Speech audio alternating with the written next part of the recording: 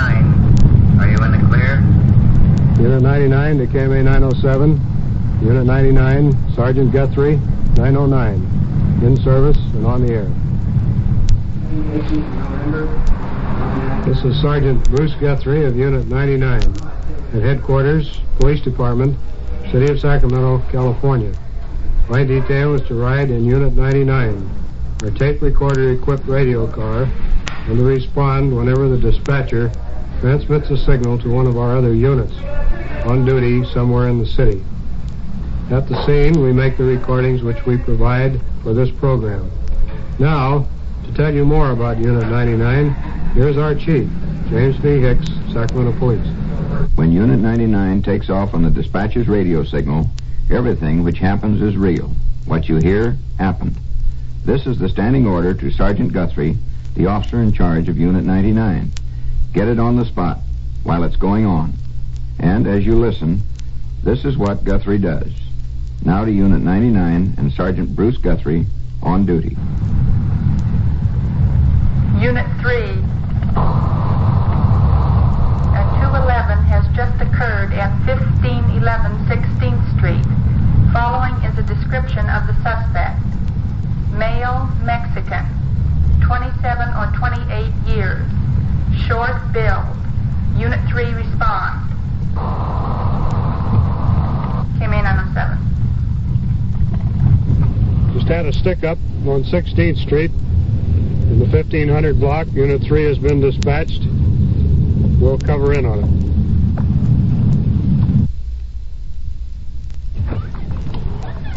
This is a liquor store. Yeah. What do you mean by that? I mean, how much? Well, I imagine probably in the early 50s or 40s, something late 40s. Was it sedan? That I couldn't say. Was it light color or dark color? I couldn't tell the color. See, it is... Well, could you tell how many people were in the car? No. I mean, silhouette.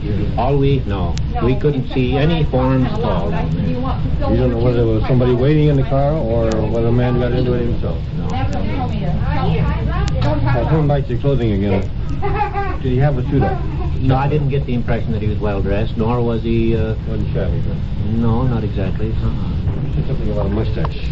Yeah, I'm pretty sure he had a mustache. Mm-hmm. But I just say I got so scared I couldn't. Was he a nice little fellow or just average?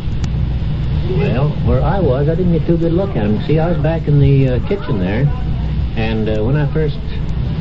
I didn't pay too much attention to the deal until I heard her say something about silver, and she was talking kind of loud. Then when I looked out here, he kind of ducked his head behind the cash register. Then I started walking out this way, and that's when he pointed the gun at me. That's the first I knew what was going on. Anything to you? No, he didn't. He just pointed the gun like that, heading towards the door. Then he turned around and went out. Then I ran as fast as I could to the door, but by the time I got there, well, he was out of sight. And I got so scared because he acted like the one that would really shoot. He really did. Yes, he did. Was he nervous? A little bit. He kept moving the gun quite a bit. Did he talk broken? No, not especially, no. That's about all he said was just give me your money, and then when I talked a little bit loud, he told me not to talk so loud. I think he said, shut up, don't talk so loud. And that was about the extent of his conversation. Did you see him enter the automobile down in the alley? It was dark down there. We couldn't even tell whether... We couldn't see anybody down there. The only thing we could see was the... we could hear the car starting up, and then they turned on the lights. And then they turned the lights off again until they drove down to the street. And then they turned the lights on again, and they turned down that way on 17th Street. Sergeant, we just have picked up a suspect out here fitting a description of this party, and we'd like to have the lady at this time come out and make an identification of it. Fine, we'll bring him outside.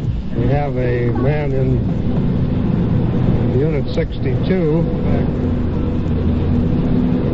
The lady, the proprietor of the liquor store, is going to look at him.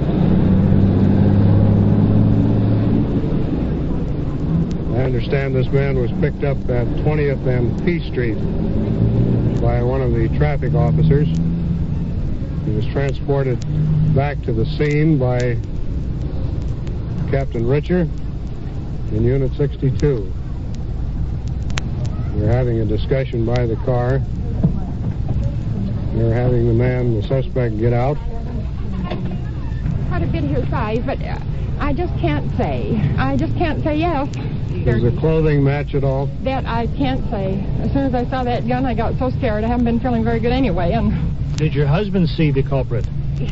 Just a glimpse of him, because when... Come out. He's here right now. Is this the culprit here that held you up? I couldn't say. I didn't get a good enough glimpse of him. It's about that build and about that height, and I'd say the complexion is about the same. What about a clothing description, sir? I can't give you any clothing descriptions.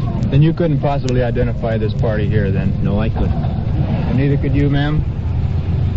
I'm sorry, I can't in this case. Looks like one of those dead ends, doesn't it? One of those dead ends, Sergeant. Captain Richard, will you tell us what they're going to do with this suspect they picked up? Well, I don't know at the moment. We're going to hold him and see if we can get any further identification. Of course, we'll look around here and see if we can find anybody else that might have seen the culprit leave, and if we can, we'll let them see if they can identify him. You're going to turn him over to the detectives? We will. Okay. The description given by the victims of this armed robber was meager and vague, but don't be hasty in criticizing their failure to observe the bandit closely. Experience has shown that the average private citizen is not very observant, and even less so when a gun is pointed at him. The only suspect in this case was not identified and was released.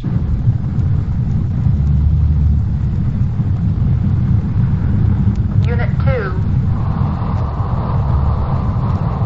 415, code 2. Check Unit 2, came in on a 7.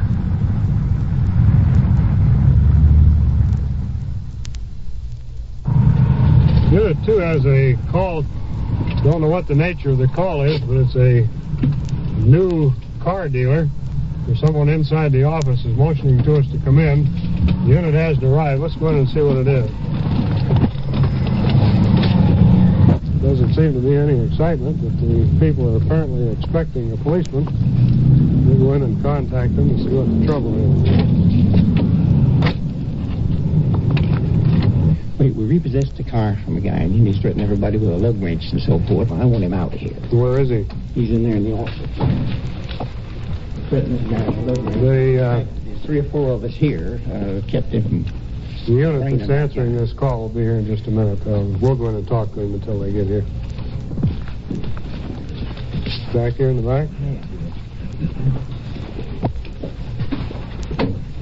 Hi, what's here to the trouble? Oh, we repossessed a car here, and there seems to be an argument about a tire that was on it. We want him to keep the car, but the tire belongs to my brother, and we'd like the tire back. There's already 5 tires on it with the car that have yellow rims. This car has a green rim. This tire has a green rim. And we would like to take the tire because my brother wants it back. Now, other than that, everything else on the car is fine. We want them to keep it. We don't want it. But this tire is obviously has a green rim on it, and that's what we want. It is your tire, huh? Yes, there are five tires besides that. The whole deal is, now, I come in 1 month before that payment was due, and I told them that they can have the car back. I was not going to make any further payments on it. And he said, we don't want the car back. I said, okay, it'll be sitting over there. So he phoned me up last week. That was after the payment was due. He said he wants the car. I mean, he wants a payment. He doesn't want the car still. I said, well, I'm not making a payment. You can have the car. So at about 8:30 tonight, he goes over there. He doesn't knock on my door or anything. They just throw the car away. They don't knock on my door. They don't tell me anything about it. Well, you'd already given them permission to do that. You told them you didn't want the car. Well, yeah. No reason for you to get excited about it now. No, we're not excited about the car. We don't give a darn about the car. But we want the tire, because it doesn't even belong to us. Well, let's see if we can find out about this tire. How about this tire on the car? Well, I maintain that we towed the car in here with the tire. The tire was on the car when we towed it in. I've been willing to have them come back and discuss it with the management and make the decision then. As far as I'm concerned, it was bolted to the car when we picked the car up, and therefore it's part of the car right now. Well, you have a good point there. Actually, this gentleman is right. The Tire is on the car, and it's a civil matter. It's something that you would have to take up through the courts, or, as he suggests, through the manager. It would make it so much simpler if you come down here in the daytime when they're open for business, talk to the manager, and see what kind of a deal you can make with him. In other words, if they decide that the tire should go with the car, my brother's just out of tire, and in other words, what do you do about that? I told you, that's a civil matter. That's something that you would have to take up through the courts. Get yourself an attorney and let him might as well pay for look the into tire. it. There's no question about this. There's 5 tires, and there's 5 that have yellow rims, one that have a green rim. There's no question in my mind. It's mine. I'm going to come down tomorrow, and I'm going to take it. Mm-hmm. Well, now, you're going off a little bit, you're getting a little off base, Yes, sir. because you can't go into any business place and take something. No, you're wrong. It's But no in the- question under in the- your mind. And the same principle, I think, is very underhanded for that they're tricky Don't people. get yourself excited. It's not going to help the situation at all. Well, there's no question about it. We'll come back in the morning. And that would be the simplest thing to do. Come back and talk to the manager and see if you can't work out some kind of a deal with him. Do you Sir, want to I prefer can't. charges against this man? Well, I'd rather not, sir. Well, that makes it simple, you see. But, He's sir, but- perfectly All right. willing to be reasonable about it. Why can't you? We tried to be reasonable about it a month ago, and they wouldn't. Well, that's the business policy. If that's the way they wanted to do it, no, they don't have the advantage. You had the car.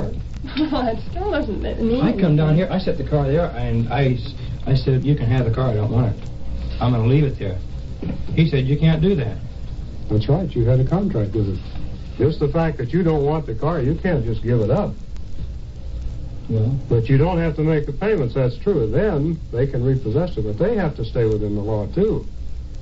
is that within the law to go out the street, Right. take the car, and not even let me know about it? They don't have to let you You know. take my personal possessions and everything of it? It isn't your personal possession if it's in the car, and they take it. If you want to come down here and get it the next day, you can do so during business hours. Not at Is night. that his business hours to go out there now? Is that business hours, sir? Now, wait a minute. What are you talking about? He come there at 8:30. That is not Doesn't have business to hours to be. go pick a car up. They can pick the car up at any time. Once those payments are in default, they can pick the car up. That's legal. They have a legal right to do that. But yet, by the same token, I can't come down here. I mean, he did let me, though. All except the tire. Well, So far as I can see, there's no further point talking because all he wants the tire will come back tomorrow and get that's the thing to do. Come back tomorrow and take care of it. it. Okay. In this case, the arrival of the police may have averted serious trouble. The man whose car was repossessed was quite upset and did threaten the auto agency employees with a lug wrench. However, Sergeant Guthrie acted as unofficial mediator, and violence was avoided. Unit 99, 940, Unit 6 at 30th and G, George. 99's got it, Roger. Okay, 99, came in on a 7. Unit 6 wants us to meet them at 30th and G. We'll see what it is.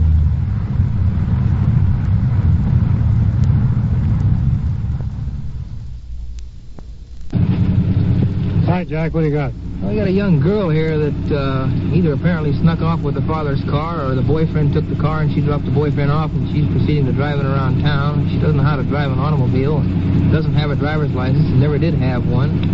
She practically ran us down going through a stop sign trying to control the car and pulled her over here and asked her how she got it. Comes on some kind of a story about her father let the boyfriend have the car and she dropped him off and now we're in the process. How old is the girl? 16 years old. We're in the process of taking her home now and seeing what the father has to say about it. Well, let's talk to her and see what it is. You want to slide over here, young lady, so we can talk to you, please? Would you explain how you come by the getting this car tonight, please? Well, this guy, he came home from the Air Force, and he drove the car to his house, and then after he went inside, he said he'd be out to drive me home, but he didn't come out, so I just drove him home. He has the car with your father's permission? Mm-hmm. Well, why is it that he left you with the car? Why isn't he still with you with the car? Oh, I told you he got out. Well, wasn't he supposed to drive you home with the car? Yes, but he went inside. I turned off the motor. The gas was running, and I turned it off. I guess he thought I left or something. So then you just took it on your own to drive the car then, huh? You were going home with it. Knowing, of course, that you don't have a driver's license and don't know how to drive a car. Do you realize that you could very easily kill yourself or many other people in doing that? No. Do you realize the seriousness of it? Yes. Well, I think you better take her home and talk to her father. We'll follow you over there and see what he has to say.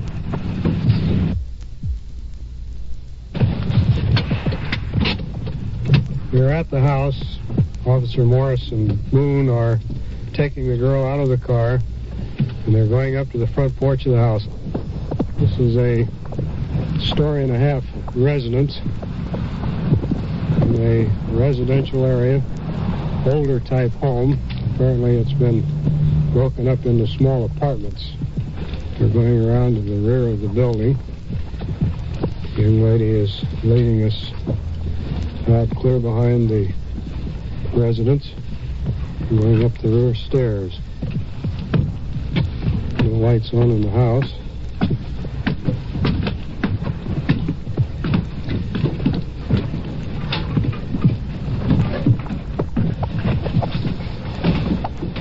Going inside in the back porch.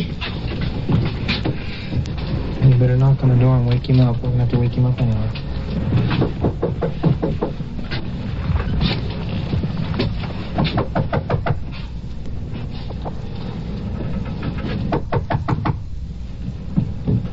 Who's supposed to be in there? My father and mother and my brothers and sisters.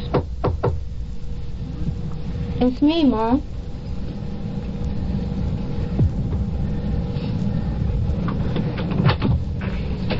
Is your husband here? Yeah, he's in bed. Please. Mm-hmm.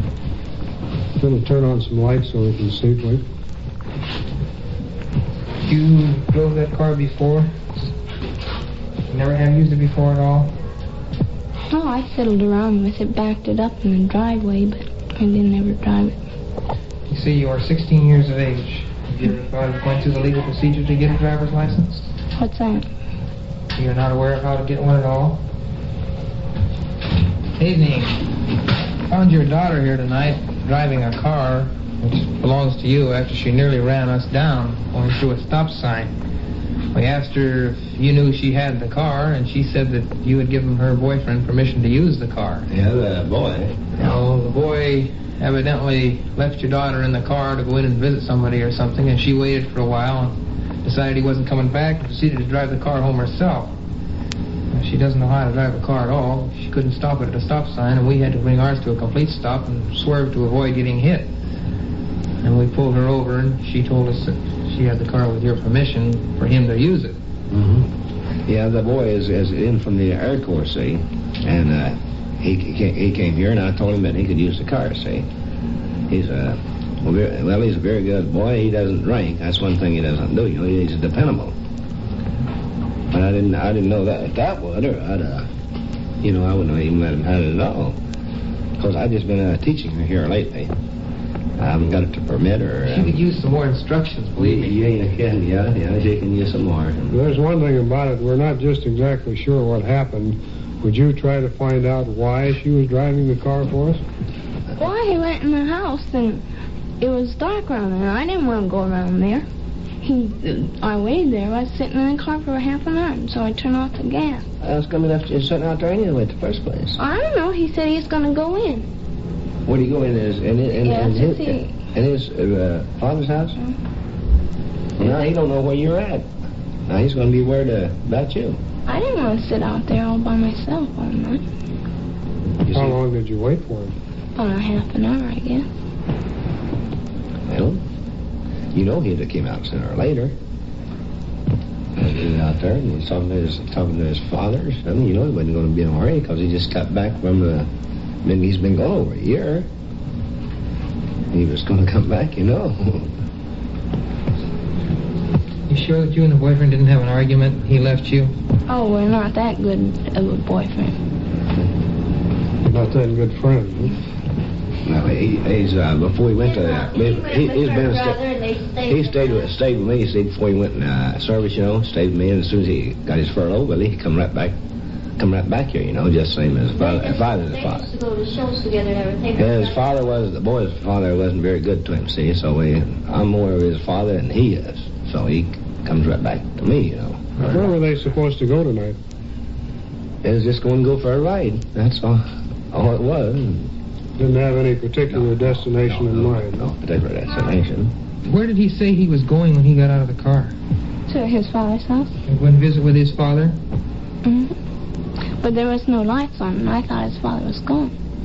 But he went in there, and there was still no lights on that I seen, because it was dark around there, and I didn't think anybody was home.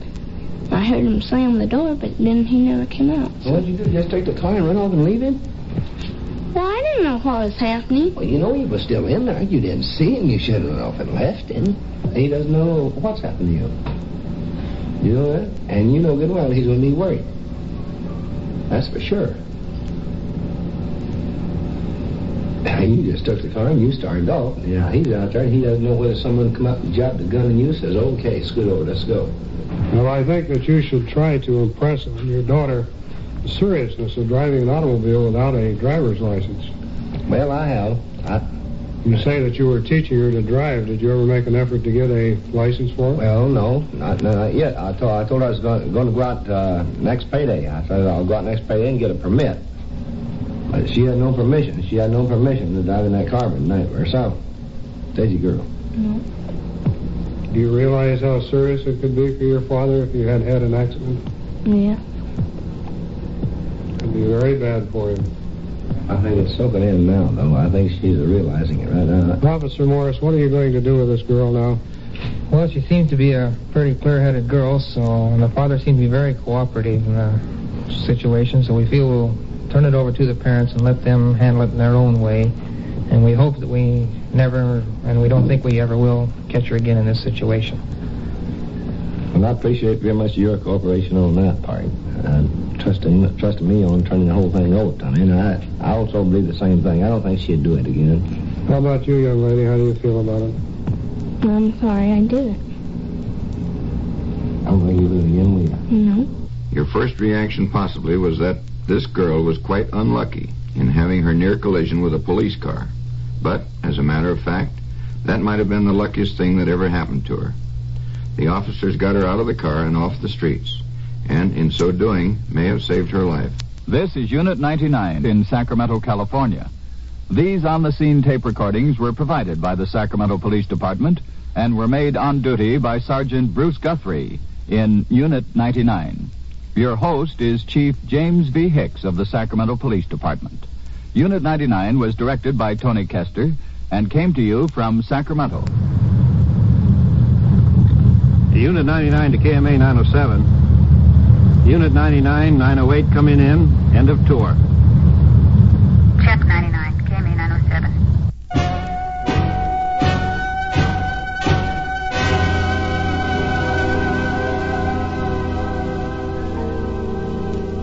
Unit 99 has come to you through the worldwide facilities of the United States Armed Forces Radio and Television Service.